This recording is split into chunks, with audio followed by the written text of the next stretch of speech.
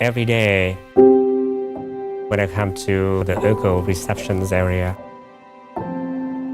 I saw people who has either a smiles on their face or they had anxiety or concern. I can relate to them all. This is the battlefield in Laos. These are government troops supported and financed by the United States. I came from Laos in 1978. In an obscure corner of Asia. We were the first flow of Indo-Chinese refugees to the state of Oregon. You have mixed emotion.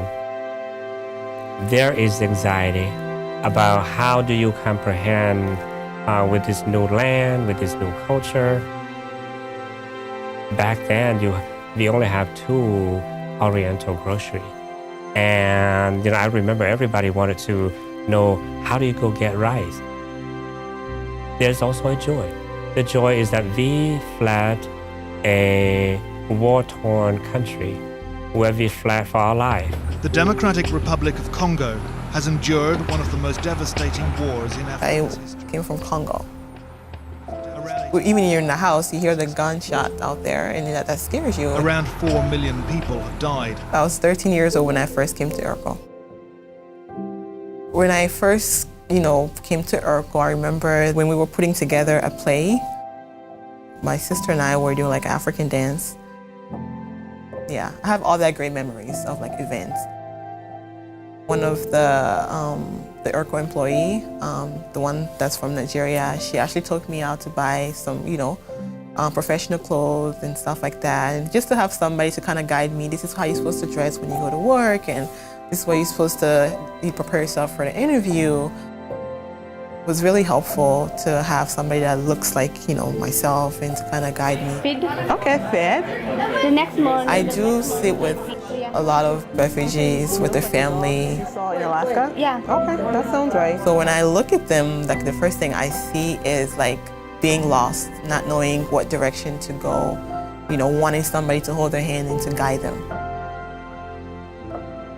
I started working for IRCO in 1981.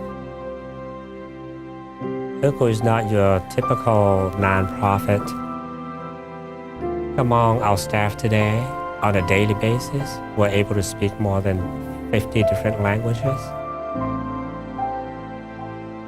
We wanted to be able to make sure that they can feel like they belong to an organization who cares about their well-being, who cares about their success, who cares about their survival. We try to really create an environment where people can feel like they're home.